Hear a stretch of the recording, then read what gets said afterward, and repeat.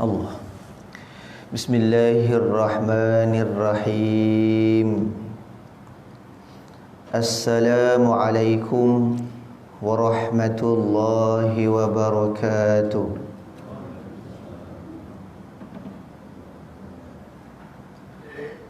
Innal hamdalillah nahmaduhu wa nasta'inuhu wa nastaghfiruh wa na'udzu billahi min shururi anfusina wa min sayyiati a'malina. Man yahdihillahu fala mudilla lahu wa man yudlil fala hadiya lahu. Ashhadu an la ilaha illallah wahdahu la syarika lah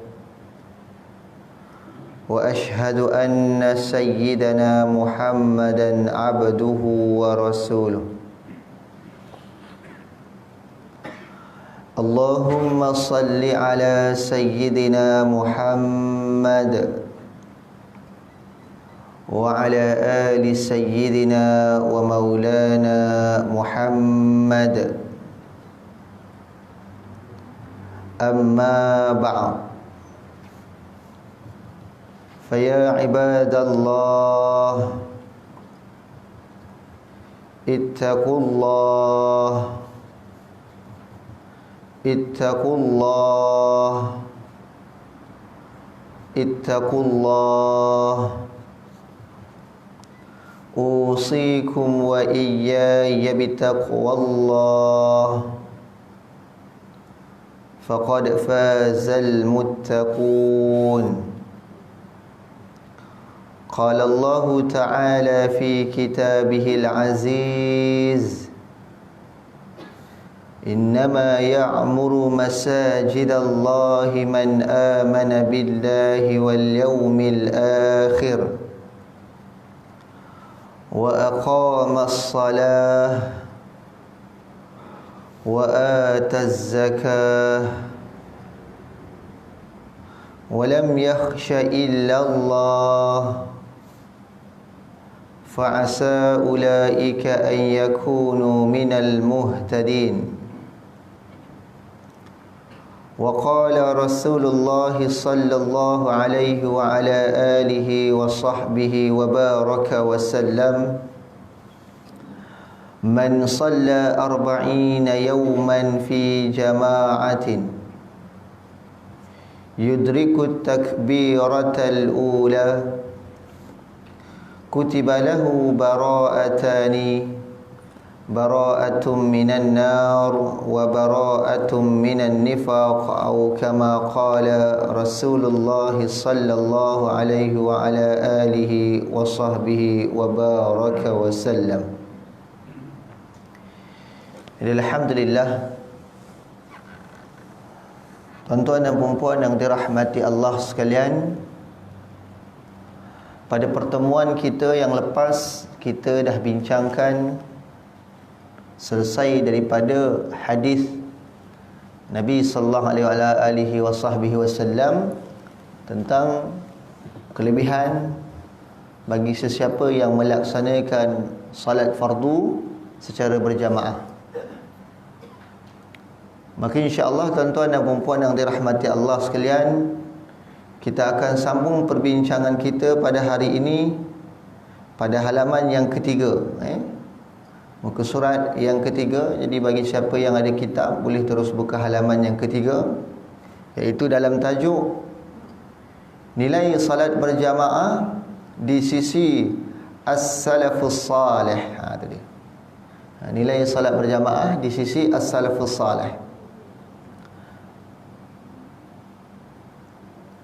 Tajuk ini belum lagi minggu lepas, minggu sebelum ni belum Baik. Tuan-tuan dan puan-puan yang dirahmati Allah sekalian, kita nak lihat bagaimanakah rasa dalam diri as-salafus salih terhadap pelaksanaan salat fardu secara berjamaah. Kalau mereka tinggal, mereka rasa apa? Kalau mereka buat, mereka rasa apa? Kan? Sebelum kita masuk kepada perkara tersebut, suka saya untuk memperjelaskan kepada tuan-tuan dan perempuan, siapakah dia as-salafus salih ini? Kan? Kita nak sebut as-salafus salih, as-salafus salih tu Maka disebutkan as-salaf ni maksud dia apa? Orang-orang yang terdahulu. Salih makna kata orang-orang salih yang terdahulu. Kan? Orang-orang salih yang terdahulu. Siapakah yang salih? Orang-orang yang salih yang terdahulu daripada kita. Maka disebutkan dalam sebuah hadis, apa disebut? Khairul quruni qarni. Betul? Tuan-tuan mungkin pernah dengar hadis ni lah. Thumma alladhina yalunahum thumma alladhina yalunahum. Nabi sebut apa dia? Sebaik-baik kurun adalah kurun aku, iaitu kurun para sahabat bersama dengan baginda Nabi sallallahu alaihi wa ala alihi wa barakatuh. Kemudian kurun selepas aku, iaitu kurun siapa? Kurun tabi'in. Tabi'in, ini mengikut kepada para sahabat. Kemudian kurun selepas daripada tu, iaitu kurun tabi'in. 3 kurun pertama ini berdasarkan hadis baginda Nabi SAW adalah merupakan kurun yang terbaik. Jadi maka di sinilah kita nak sebut bahawasanya termasuk daripada 3 kurun pertama ini adalah peneraju ataupun pengasas kepada empat mazhab utama dalam mazhab fiqh. Itu dia. Siapa dia? Yang melalui pertama adalah mazhab Hanafi. Kan? Namanya siapa? Nu'man bin Thabit. Imam Nu'man bin Thabit. Dia peneraju kepada mazhab Hanafi. Ini pengasaslah kepada mazhab Hanafi. Kemudian siapa lagi? Mazhab Maliki. Siapa? Imam Malik bin Anas. Itu dia. Kemudian siapa lagi? Anak murid kepada Imam Malik bin Anas. Siapa dia? Imam Syafi'i. Mazhab kita lah hari ni. Pengasas kepada mazhab Syafi'i. Namanya siapa? Al-Imam Muhammad bin Idris Asy-Syafi'i. Namanya panjang, tapi ringkasannya lah. Kemudian mereka berdua saling berguru antara satu sama lain, iaitu Imam Syafi'i dengan Imam Hanbali. Bukan Hambali, kita sebut Hambali dulu. Dia bukan, dia Hanbali. Ha, nun, ba, lam, ya. Hanbali. Kan? Orang kita sebut mazhab Hambali, dia pakai mim. Jadi yang seterusnya adalah mazhab Hanbali. Pengasas dia siapa? Al-Imam Ahmad ibni Hanbal. Al-Imam Ahmad ibni Hanbal. Maka disebutkan oleh para ulama, keempat-empat mazhab yang utama ini dia merupakan mazhab ataupun pengasasnya yang hidup termasuk dalam hadis Nabi SAW, iaitu 3 kurun pertama. Dan daripada 3 kurun pertama ini, tuan-tuan, inilah yang disebut adalah sebaik-baik kurun, dan mereka inilah digelar sebagai as-salafus salih, iaitu orang-orang salih yang terdahulu. Itu dia. Dalam kitab dah sebut dah, tapi saya sepintas lalu. Hari ni mungkin tuan-tuan boleh tengoklah sepintas lalu, tapi saya jelaskan secara terus. Yang mana disebutkan dalam kitab ni, as-salafus salih ini apabila mereka itu tidak dapat melaksanakan salat fardu secara berjamaah. As-salafus salih, kalau mereka tak dapat pergi jamaah, mereka akan merasakan dan mereka akan menganggap bahawasanya diri mereka ini telah ditimpa musibah. Musibah besar kan? Tuan-tuan tengok balik, cek balik pada diri kita. Contohlah malam tadi ke atau sebagainya. Tadi alhamdulillah kita dapat solat subuh jamaah. Kan? Malam tadi siapa dapat solat isyak berjamaah, dia dapatlah hadis Nabi sebut apa dia? Siapa yang solat fardu isyak siapa yang solat fardu isyak secara berjamaah, maka pahalanya seperti ataupun seolah-olah dia bangun separuh malam. Separuh malam. Pahala solat isyak berjamaah ni pahalanya seperti qiyam, iaitu qiyamul lail separuh malam. Kita nak bangun qiyamul lail sejam pun dah tak tahan dah, lagi separuh malam. Tarawih itu pun sejam lebih je, 20 rakaat, masuk itir 23, itu pun tak larat. Imam baca panjang sikit, duduk belakang dah berdeham-deham dah. So imam cepat. Kan? Ini disebutlah hadis, siapa yang salat isyak secara berjamaah, maka pahalanya seperti mana dia bangun, ini qiyam separuh malam. Subuh ni dapat jamaah. Kata baginda Nabi SAW, siapa yang salat subuh, salat fardu subuh secara berjamaah, pahalanya seperti apa? Dia bangun sepanjang malam. Bermula daripada isyak tadi, habis tu dia rehat kejap, dia bangun qiyam sampai nak masuk subuh ni, sepanjang malam. Allahu Akbar. Besar pahala dia. Tapi hari ni kita tak nak rebut, rugi, sangatlah rugi.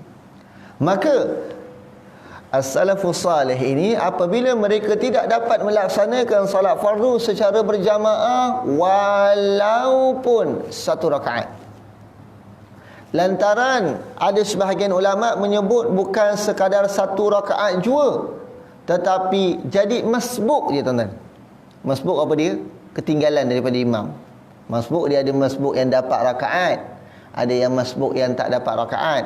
Ada yang waktu imam solat pada rakaat pertama dia dapat bersama imam, tapi dia tak dapat menghabiskan bacaan surah Al-Fatihah hanya dengan kadar kelajuan ataupun kecepatan yang sederhana. Sebab apa? Dia sampai rakaat pertama, dia takbir, imam rakaat, maka dia rakaat. Dia ni kategori apa? Masbuk. Masbuk sekalipun mereka telah anggap diri mereka ini telah ditimpa musibah. Saya nak tanya soalan saya kepada tuan-tuan dan puan-puan.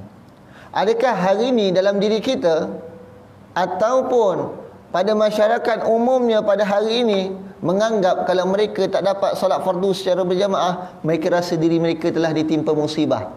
Ada tak? Jauh sekali, tuan-tuan. Jauh sekali.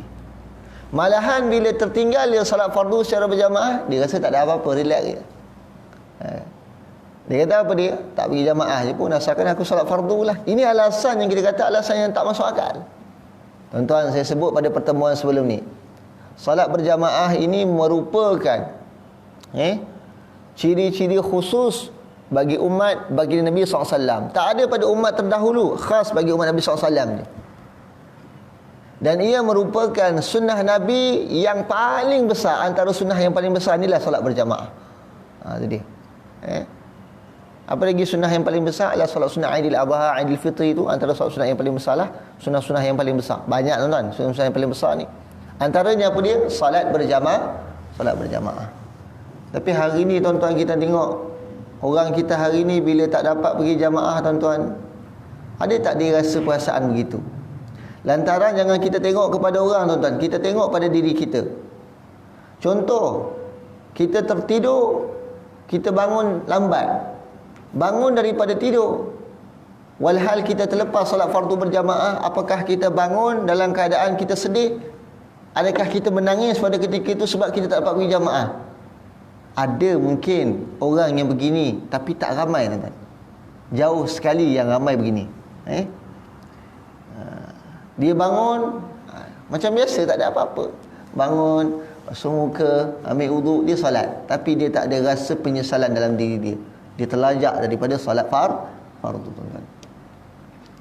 Dan apa dia, tuan-tuan, yang mengakibatkan daripada dia terhalang nak buat perkara ini adalah barangkali disebabkan dosa-dosanya, kan? Yang menghalang dia daripada nak buat kebaikan, kan? Hatinya itu jadi gelap, tuan-tuan. Sebab tu kadang-kadang bila kita tengok orang tinggal salat berjamaah, dia rasa tak ada apa-apa, rasa, tuan-tuan. Allahu Akbar. Itu ada masalah pada hati, tuan-tuan. Cek balik diri kita. Kalau tak dapat pergi salat jamaah, rasa biasa je, ada something wrong pada hati kita. Saya tahu tuan-tuan dan puan-puan mungkin masjid ada buat pengajian kitab tasawuf, mungkin ada. Tentang bicara tentang soal hati, tentang penyakit hati, tentang penawar hati. Itu lazimnya di Johor ni kalau buka kitabnya tajuknya Penawar Bagi Hati. Kan? Banyak buka kitab pengajian tersebut. Tapi tuan-tuan, kalau kita mengaji tapi tak ada praktikal, tuan-tuan, itu berat, tuan-tuan. Sebab dia akan jadi satu perkara yang dia akan jadi masuk dan keluar begitu je. Sebab dia perlu latihan, tuan. Baik. Mereka anggap bahawasanya diri mereka ini telah ditimpa musibah. Musibah mana kata apa, tuan-tuan? Satu perkara yang Allah turunkan kepada mereka. Disebabkan perkara tersebut, mereka terhalang nak pergi salat jamaah. Maka lantaran dengan sebab itu, tuan-tuan, dalam riwayat ada menyatakan bahawasanya mereka akan katakan kepada diri mereka berdasarkan firman Allah Ta'ala, فَإِذَا أَصَابَتْكُمْ مُصِيبَةٌ قَالُوا إِنَّا لِلَّهِ وَإِنَّا إِلَيْهِ رَاجِعُونَ. Mereka akan katakan kepada diri-diri mereka bila mana mereka terluput solat fardu berjamaah, mereka akan katakan kepada diri mereka itu, inna lillah wa inna ilaihi raji'un. Itulah yang mereka akan nyatakan kepada diri mereka, tuan-tuan. Kita luput solat berjamaah, kita cakap begitu tak? Belum tentu lagi, tuan-tuan. Belum tentu nak cakap inna lillah pada diri kita. Dan kita anggap lafaz inna lillah ini khas apa dia? Khas untuk orang mati je. Sebenarnya dalam Quran sebut bukan untuk orang mati, tuan-tuan. Orang mati itu cabang daripada musibah je. Kawan kita kemalangan jalan raya, mungkin patah tangan atau sebagainya, tak boleh nak pergi masjid. Sebab itulah diadakan salat berjamaah. Mungkin kawan kita rajin pergi jamaah, kita tengok waktu zuhur kenapa dia tak ada ni? Dia tak beritahu pun yang dia tak datang. Kita pun sama-sama pakat-pakat pergi rumah dia ziarah. Apakah itu telah mewujudkan silaturahim? Ya, itu tujuan salat berjamaah. Tuan-tuan, salat biasa tengok kawan kiri kanan orang yang sama. Tiba-tiba satu masa, tuan-tuan, orang yang sama tu tak ada. Maka datang timbul rasa pada hati kita ni bahawasanya apalah yang terjadi, betul? Maka kita rasa nak pergi ziarah tak? Ya, kita rasa nak pergi ziarah. Dan daripada salat berjamaah ni juga kita akan dapat maklumat ada kawan sekian ditimpa musibah. Kan? Jom sama-sama kita pakat hulurkan sumbangan padanya. Contoh, sama-sama kita pakat ziarah dia. Itu semua amalan-amalan yang membawa kepada hubungan kita kepada Allah menjadi lebih rapat. Kerana kita sebagai manusia kena jaga hubungan dengan Allah dan hubungan dengan makhluk. Ada orang jaga hubungan dengan Allah tapi hubungan dengan makhluk tak jaga, tuan-tuan. Ada orang jaga hubungan dengan makhluk tapi hubungan dengan Allah dia tak jaga. Tuan-tuan, ni pun masalah rosak juga hubungan mereka tersebut. Itu dia. Jadi kata-kata ataupun lafaz inna lillahi wa inna ilaihi rajiun ini bukan khusus untuk orang yang meninggal, dia tidak. Tapi lafaz inna lillahi wa inna ilaihi rajiun adalah boleh diguna pakai pada semua keadaan apabila kita mendengar khabar berita yang kurang gembira atau menyedihkan. Dan kawan tu pula bila kita cakap inna lillahi wa inna ilaihi rajiun, dia balas balik, aku belum mati lagi lah. Dia kata begitu kan. Dia jawab balik, memanglah tidak. Tapi fahamkan konsep tersebut bahawasanya lafaz tersebut bukan khas untuk orang yang telah meninggal dunia, tidak, tapi untuk orang yang ditimpa musibah. Maka mereka as-salafus salih adalah merupakan orang yang sangat berpegang kepada Al-Quran dan sunnah Nabi SAW. Maka mereka pegang pada Quran dengan hadis, mereka amal betul-betul. Dalam Quran kata apa? فَإِذَا أَصَابَتْكُمْ مُصِيبَةٌ قَالُوا إِنَّا لِلَّهِ وَإِنَّا إِلَيْهِ رَاجِعُونَ. Maka disitulah mereka katakan bahawasanya apabila diri mereka ditimpa musibah. Apa musibah dia? Mereka tak dapat pergi salat berjamaah. Mereka akan katakan kepada diri mereka itu dengan kata inna lillah wa inna ilaihi raji'un. Maka tuan-tuan, kalaulah satu masa nanti tuan-tuan cuba amalkan, latih diri kita begini. Satu masa tak dapat solat fardu berjamaah walaupun satu rakaat, tuan-tuan katakan pada diri tuan-tuan dengan lafaz inna lillah wa inna ilaihi raji'un. Mudah-mudahan adalah saham ataupun kelebihan yang Allah nak berikan kepada kita dengan sebaik-baik kelebihan. Tu dia. Dan bukan setakat itu sahaja, tuan-tuan. Mereka ini as-salafus salih, bila mereka tak dapat pergi jamaah, mereka anggap diri mereka ditimpa musibah dan mereka katakan kepada diri mereka dengan kata inna lillahi wa inna ilaihi raji'un, lantaran mereka juga akan mendapat ucapan takziah daripada kawan mereka selama berapa lama? 7 hari, seminggu. Ini pengamalan mereka, kan? Kita buat begitu tak? Agak-agak kalau kita buat begitu tuan-tuan, kawan yang kita ucap takziah tu terus tak nampak batang hidung kita. Tak nampak kita. Ini kita tengok perbezaan tuan-tuan, jauh beza nilai. Apa dia? Mereka tak dapat pergi jamaah, rakan mereka sendiri, kawan mereka sendiri akan ucapkan dengan ucapan takziah kepada diri mereka selama seminggu. Tuan-tuan, andai kata kita amalkan perkara ni tuan-tuan, subhanallah, akan datanglah manfaat yang baik-baik tuan-tuan. Seminggu tuan-tuan dapat ucapan takziah tuan-tuan. Kita pergi jalan ke mana, kawan kita jumpa kita, takziah ya. Kita pun tanya kenapa pagi tadi tak nampak jamaah, gimana? Kan? Dia kata tertidur, takziah ya. Besok Zuhur nanti jumpa, takziah ya. Asar jumpa, takziah ya. Maghrib jumpa, takziah ya. Isyak jumpa, takziah ya. Berlanjutan hari demi hari, takziah ya. Tuan-tuan, kalau dilakukan sedemikian rupa tuan-tuan, maka di sinilah akan datang kesan pada diri kita, kerana kesan tersebut membawa kepada orang lain. Jadi mereka tak nak rasa malu dengan ucapan tersebut, maka mereka akan memenuhi rumah-rumah Allah. Dan kebanyakan hari ini yang duduk penuhkan rumah Allah, banyak yang dah pencen tuan-tuan. Yang muda-mudi ni mana pergi? Kalau kata sibuk mana pun tuan-tuan, takkanlah nak solat pun tak boleh. Sibuk kerja, takkan seminggu straight kerja betul. Takkan 7 hari kerja. Tuan-tuan, nak cari rezeki pun kita faham. Dalam nak cari rezeki, kita kena utamakan juga hubungan kita dengan Allah. Sebab kena ingat, siapa yang bagi rezeki? Bukan usaha kita yang mendatangkan hasil. Itu asbab dia datang rezeki tersebut. Selebihnya siapa yang beri? Allah. Jadi kalau kita nak dapat rezeki yang baik-baik, kenalah datang rumah dia. Jangan sombong dengan dia. Silapnya orang kita hari ni, dia anggap dia kerja pagi, petang, siang, malam, dia akan kaya. Sebab dia rasa usaha dia yang beri kaya. Ini satu perkara yang menyalahi i'tiqad ahli sunnah wal jamaah. Dia sombong, tuan-tuan. Saya sebut orang yang tak nak pergi jamaah ni tuan-tuan, dengan tak ada uzur. Dia tak uzur pun, tapi dia tak pergi jamaah. Alasan dia apa? Kerja, sibuk kerja, tuan-tuan. Kerja tu bukan alasan untuk dia kata dia tak boleh pergi jamaah. Bila kita tanya dia nak pergi jamaah bila? Nanti dah pencen, nanti baru pergi jamaah, dia kata. Kita tengok pencen dia pergi atau tidak jamaah. Wallahu a'lam bissawab. Sebab jamaah ni dia tak kira tuan-tuan. Kalau dia kata pencen nanti dia nak pergi jamaah, soalnya sempat atau tidak. Umur sekarang baru 30 tahun, pencen umur 55 tahun. Ada berapa puluh tahun lagi? 25 tahun lagi. Agak-agak 25 tahun lagi, sempat tak dia nak pergi jamaah? Itu soalan yang patut ditimbulkan. Dia kata dia tak dapat pergi jamaah sebab dia sibuk kerja. Tuan-tuan, sibuk mana pun urusan kita kepada dunia tuan-tuan, takkanlah nak datang rumah Allah pun kita nak susah tuan, susah nak datang.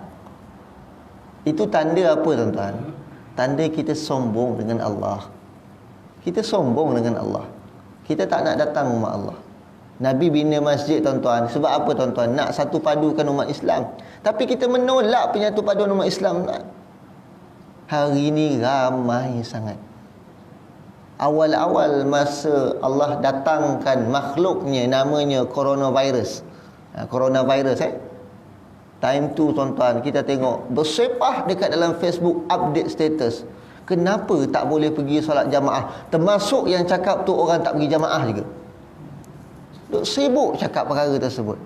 Tapi bila hari ni dah diberi peluang untuk pergi jamaah, yang update status tu tak nampak batang hidung dekat rumah Allah.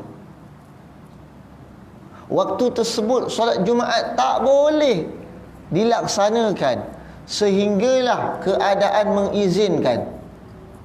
Dan waktu tersebut sibuk juga duk update status. Kenapa tak boleh solat jamaah, kan fardu ain. Yang update tu pun orang yang tak pernah pergi solat Jumaat juga. Sebab apa tuan-tuan? Dia update, dia nak orang like dia punya Facebook banyak tuan-tuan. Dia nak orang komen dekat Facebook dia dengan komen yang banyak, tuan-tuan, supaya dia punya follower ramai, tuan-tuan. Bukan manfaat yang dia nakkan daripada situ.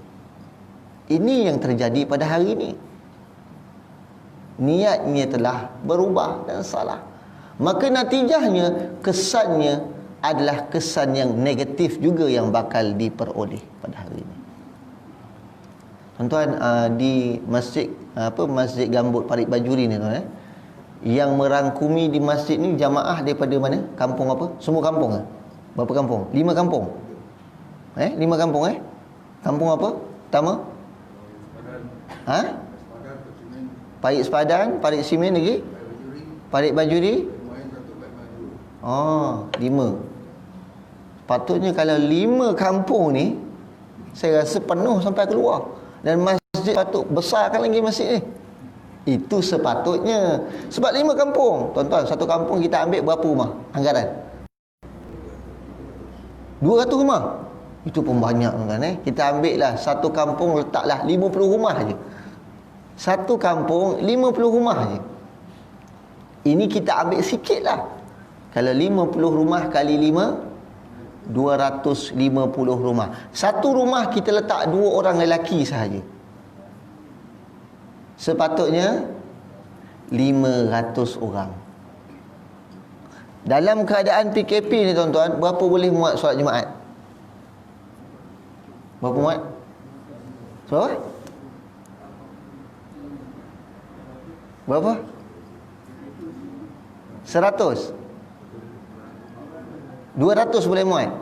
Baik, dalam keadaan PKP 200, tuan-tuan, sepatutnya solat Jumaat melimpah, tuan. Sepatutnya.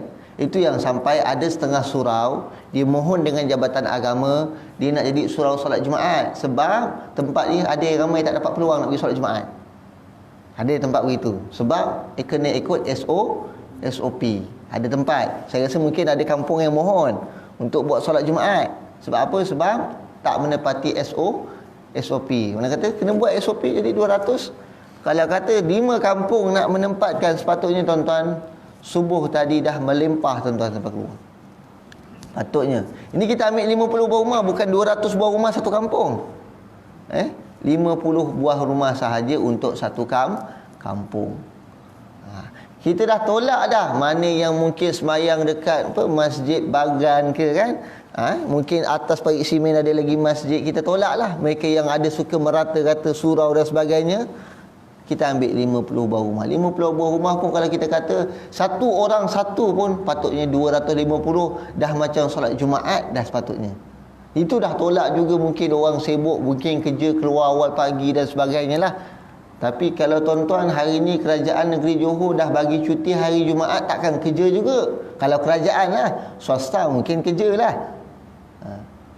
Di negeri Johor, mana-mana badan kerajaan dia akan cuti pada hari Jumaat, takkan kerja juga. Kan? Kalau swasta ialah mungkin dia kerja. Jadi itulah, tuan-tuan, yang berlaku pada hari ini dalam diri kita. Sebab apa, tuan-tuan? Kita tak ada nilai kesedaran tentang salat berjamaah. Kita waktu kecil-kecil tak pernah diasah tentang nilai-nilai salat berjamaah. Yang kita diberitahu, jom kita pergi jamaah, tapi kita tak pernah dibentuk tentang orang yang pergi solat jamaah semuanya hebat-hebat belaka, tuan-tuan. Kita tak pernah didatangkan dengan kisah-kisah yang tertentu tentang orang pergi solat jamaah ni semua hebat-hebat belaka, tuan. Baik. Lantaran bukan itu sahaja disebutkan dalam riwayat adalah bukan sekadar mereka tak dapat pergi jamaah, mereka dapat ucapan takziah selama seminggu. Tidak. Malahan mereka yang masbuk sahaja dalam salat fardu secara berjamaah. Ini istilah masbuk ni tak kiralah, mana kata terlewat, bukan muafiq. Mereka masbuk sahaja, maka mereka akan mendapat ucapan takziah selama 3 hari, tuan-tuan. Masbuk je dapat ucapan takziah 3 hari, tuan-tuan. Itu dia.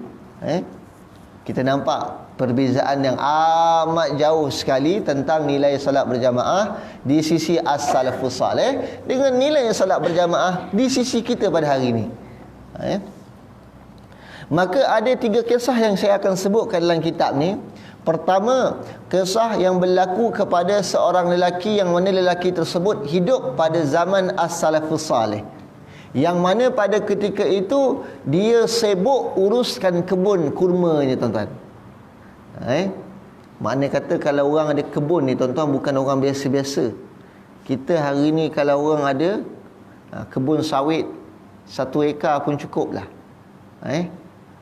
Itu pun bolehlah makan sebulan lepas lah. Kalau setakat duduk kampung ni, insyaAllah lah. Ada kebun, tuan-tuan, tapi kebun kurma lah, orang Arab yang ada kurma lah. Maka satu ketika lelaki yang hidup pada zaman as-salafus salih ini, dia pergi uruskan kebun dia, sampailah tiba waktu asar, dia tak sedar asar telah lepas, terlajak, tuan-tuan. Duk sibuk uruskan kebun. Kita kadang-kadang duk masuk, duk turun sawit tak perasan. Kalau ada getah, toreh getah, keluar awal pagi, terlupa pula dah masuk subuh, kan, terlajak pula, kan. Tapi ni kisah ni berlaku pada waktu asar. Terlajaklah sampailah terlepas solat fardu asar. Tapi yang kehebatan yang kita nampak pada diri as-salafus salih ni, walaupun dia dah tahu dah terlepas, dia tetap juga pergi masjid. Sebab nak tengok kod-kod ada jamaah lah lagi, maka bolehlah dia juga pergi jamaah. Kita, tuan-tuan, kalaulah terlepas solat fardu jamaah, jangan cakap nak tengok dalam masjid, jengah pintu pagar masjid pun belum tentu lagi. Kalau dah terlepas, tuan-tuan, kita kata apa? Memang tak sempat dah, memang masbuk lah aku. Kita punya alasan gitu, kan. Itu kita, tuan-tuan. Tapi tidak. Mereka ini, lelaki ini, dia tertinggal ataupun tak dapat satu je solat fardu. Apa dia? Solat fardu asar secara berjamaah. Maka pada ketika itu, lelaki ini terus katakan kepada diri dia, inna lillahi wa inna ilaihi raji'un. Apa kata dia? Telah luput bagi diriku solat fardu asar secara berjamaah. Dia tak dapat pergi solat asar secara berjamaah. Dan bila dia pergi sahaja ke masjid untuk pergi solat jamaah juga, tuan-tuan, maka didapatinya orang ramai telah selesai solat fardu asar berjamaah dan telah keluar daripada masjid secara beransur-ansur. Maka apa kata lelaki ini, tuan-tuan, tadi kata apa dia? Bersaksikan kamu semua, dengan sebab kebun ini aku tak dapat pergi solat asar secara berjamaah. Dia wakafkan kebun tersebut untuk umat Islam, tuan-tuan. Tuan-tuan, ada berani tak kalau kita tak dapat pergi solat jamaah, tuan-tuan wakafkan kebun, tuan-tuan? Saya tahu kat sini semua ada 10 hektar, 20 hektar kebun sawit ni. Ramai ni. Ada berani tak sahut cabaran saya? Semua ketawa je. Hanya mampu tergelak je. Ini as-salafus salih, tuan-tuan. Tak dapat pergi solat fardu asar satu waktu je. Maka dengan kata asbab kebun tadi mengakibatkan dia lalai, dia terlepas daripada solat fardu asar secara berjamaah, maka di sini ditunjukkan bahawasanya nilai solat berjamaah yang mereka anggap itu lebih besar daripada nilai harta yang mereka ada. Kerana disebutkan sesiapa, contoh dalam hadis sebut, siapa yang salat sunat subuh pagi tadi, ini salat sunat subuh, maka ianya punya pahala lebih daripada dunia dan isinya. Maknanya kata lebih kaya, tuan-tuan, orang ni. Lebih kaya daripada orang yang baru kena tangkap ini, apa dia, scam baru ni masuk berita, malam tadi masuk berita, saya dengar-dengar lah, tapi saya tak ada lah. Yang scam orang kita juga, tuan-tuan. Allahu Akbar, menipu orang. Tapi saya tak nak cerita lah siapa orangnya. Mudah-mudahan Allah Ta'ala lembutkan hatinya, gerakkan hatinya supaya dia cepat sikit taubat. Scam, tuan-tuan, menipu orang dengan online, tuan-tuan. Harta yang dia ada berjuta-juta, tuan-tuan. Kereta mewah punyalah banyak. Mana kata apa, tuan-tuan? Orang yang tu pun tak cukup hebat. Sebab dia tak dapat apa dia? Tak dapat solat berjamaah. Apa lagi dia tak dapat? Tak dapat solat sunat subuh. Sebab orang yang lebih kaya daripada dia adalah orang yang boleh dapat solat sunat subuh, tuan-tuan. Tak cukup kaya dia. Kaya yang dia ada disebabkan menipu orang, tuan-tuan. Itu kaya Allah bagi, tuan-tuan. Tapi Allah bagi khawatir, takut istidraj. Itu yang kita takut. Allah beri pada kita, beri. Tapi Allah nak jauhkan kita daripada ini. Itu apa dia? Istidraj. Itu yang kita takutkan. Kita makin kaya, makin kita lupa kepada Allah. Makin kita kaya, makin kita tak nak singgah rumah Allah. Ada orang cakap apa dia? Dia nak pergi jamaah bila dia dah kaya nanti. Kerjanya ulang-alik, tapi nak singgah rumah Allah punyalah susah kan. Ada orang begitu. Nak pergi rumah Allah, tuan-tuan, jangan tunggu kita dah kaya, jangan. Sebab bila kita dah kaya, belum tentu kita akan datang ke rumah Allah. Latihnya bila? Latihnya daripada sekarang. Tak kira kita kaya ke, kita miskin ke, kita sederhana ke, datang rumah Allah. Sebab harta yang Allah berikan kepada kita, itu semuanya bentuknya pinjaman je. Allah beri pinjam je. Sebab saya pernah sebut, tuan-tuan, mungkin gaji kita satu bulan ada yang 1,000. Gaji kita juga satu bulan ada yang 10,000, betul? Ada yang 1,000, ada yang 10,000, ada juga gaji sebulan 100,000 sebab perniagaan. Tapi saya tanya kepada tuan-tuan, dalam 1,000, dalam 10,000, dalam 100,000, berapa banyak dipakai untuk diri dia? Tak banyak. Mungkin dalam satu bulan gaji 1,000 dia pakai RM50 ke RM100 untuk diri dia. Yang 10,000 mungkin dia pakai 1,000 je untuk diri dia, lain. Yang 100,000 mungkin pakai untuk diri dia 10,000, lain. Lain pergi kepada isteri dia, pergi kepada anak dia, pergi kepada kereta dia, pergi kepada rumahnya, kan? Sebab apa dia, tuan-tuan? Sebab kita anggap rezeki yang Allah beri pada kita, itu semua rezeki kita punya.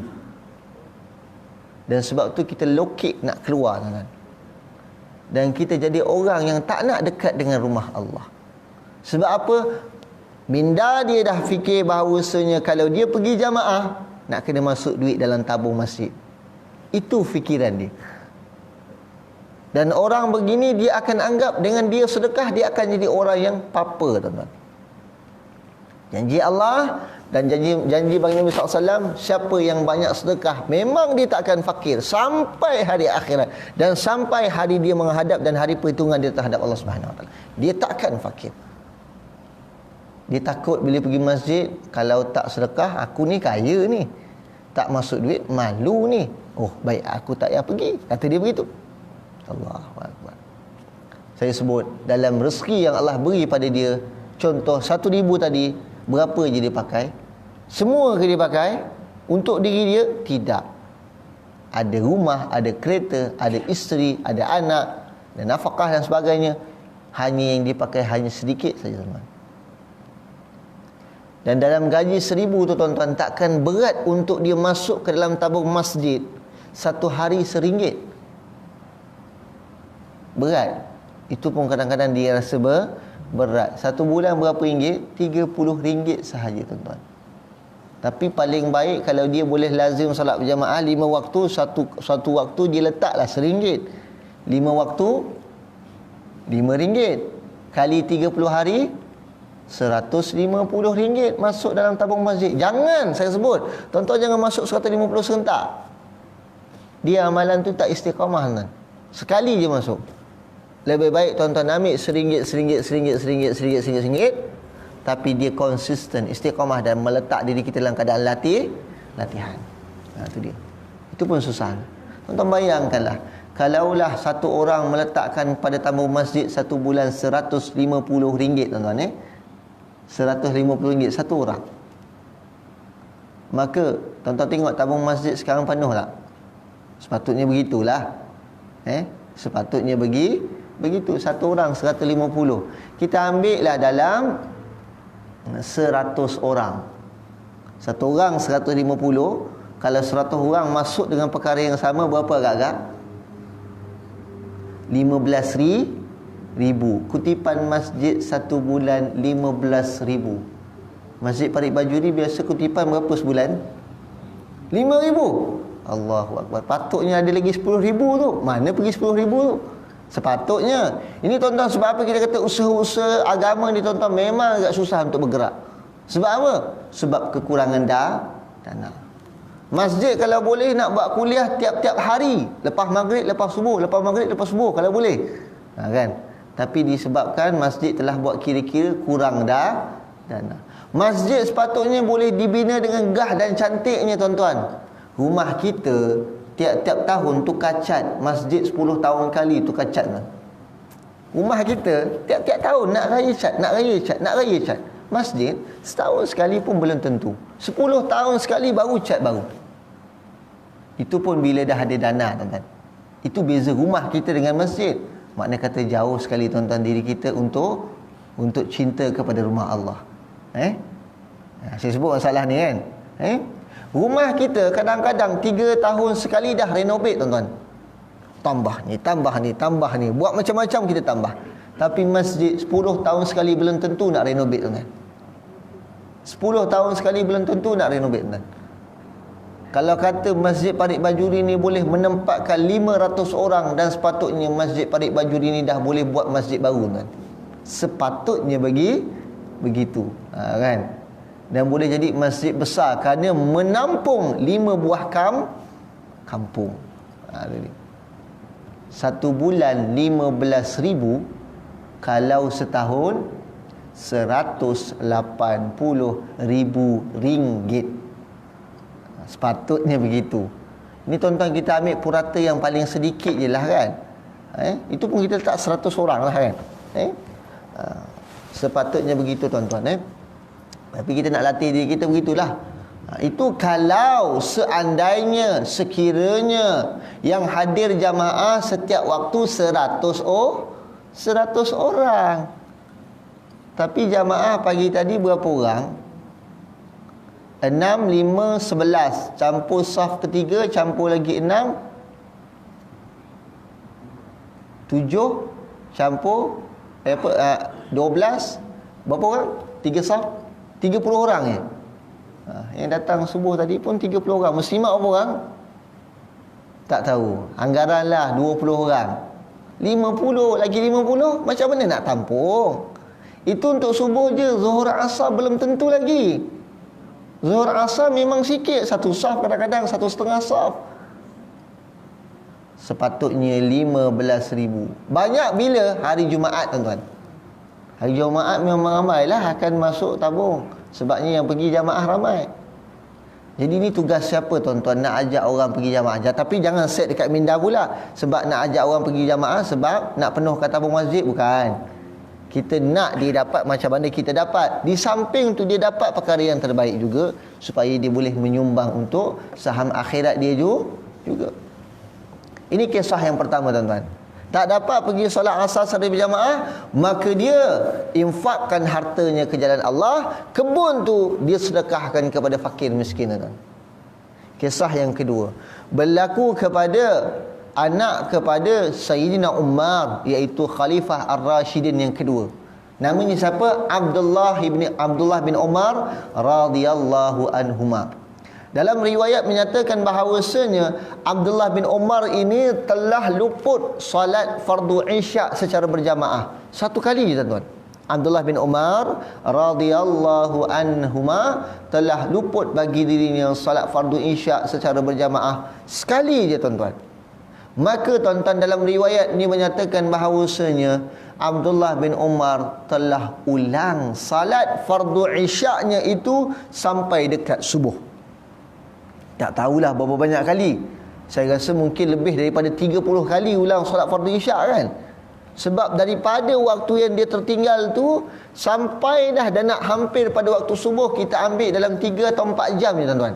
3 atau 4 jam kita letak. 3 atau 4 jam tu pun saya rasa mungkin dah ulang 30 kali solat fardu isyak. Malahan lebih lagi daripada tu. Kita agak-agak, kalau subuh tadi kita tertinggal solat fardu secara berjamaah, agak-agak kita nak ulang tak? Paling tidak 27 kali ulangan. Ulang tak?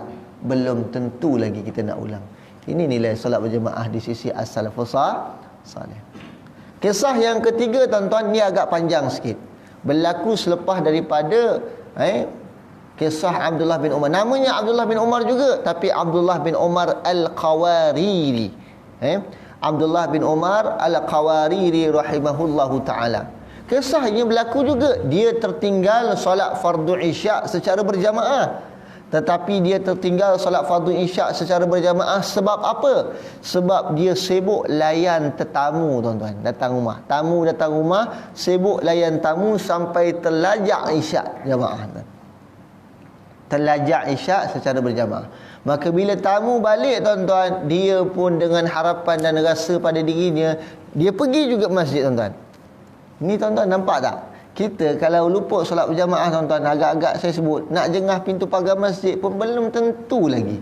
Belum tentu lagi nak jengah pintu pagar masjid.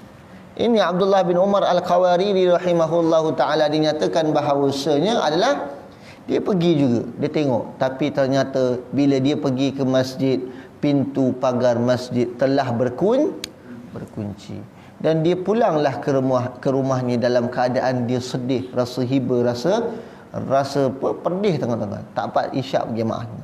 Dan dia katakan kepada diri dia, inna salatal jamaati tazidu ala salatil fadhi 27. Apa dia kata apa?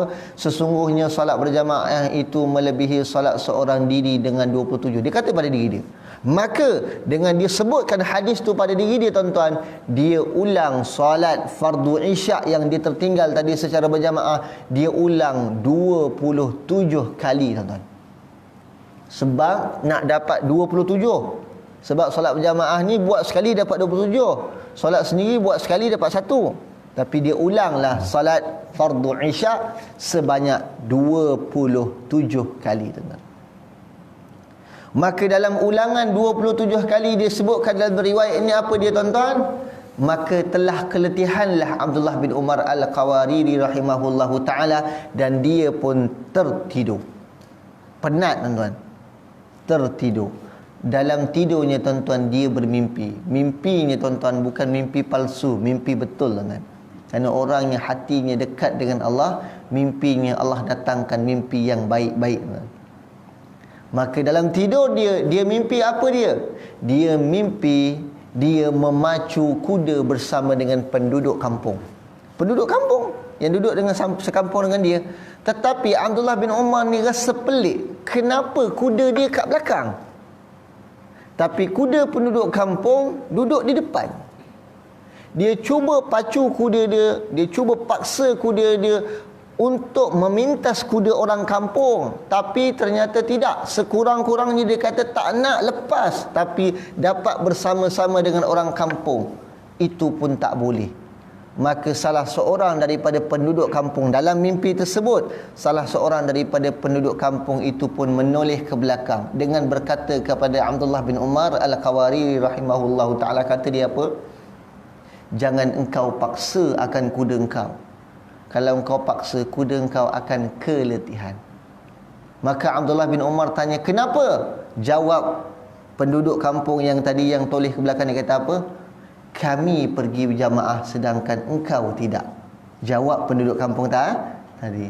Maka tersadarlah Abdullah bin Umar daripada tidurnya, dan dengan sebab mimpinya tadi, tuan-tuan, dia menangis dengan sebenar-benar tangisan, tuan-tuan, dan dia rasa sedih sangat-sangat, dan dia berjanji untuk tidak akan tinggalkan salat fardu secara berjamaah. Dan dalam riwayat menyatakan bahawasanya Abdullah bin Umar tidak pernah tinggalkan lagi salat berjamaah sehinggalah akhir hayatnya, tuan-tuan.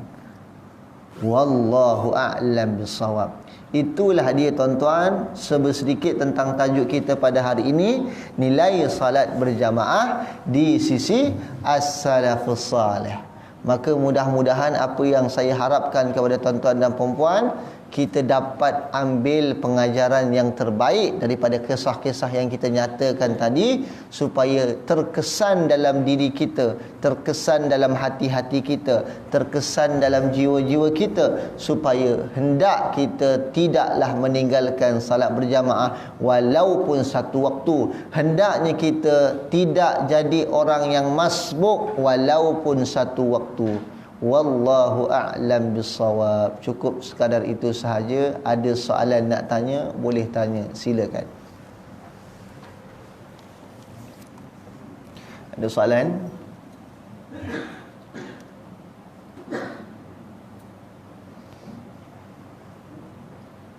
Ada? Kalau tak ada soalan, maknanya hari ni semua faham belaka. Alhamdulillah.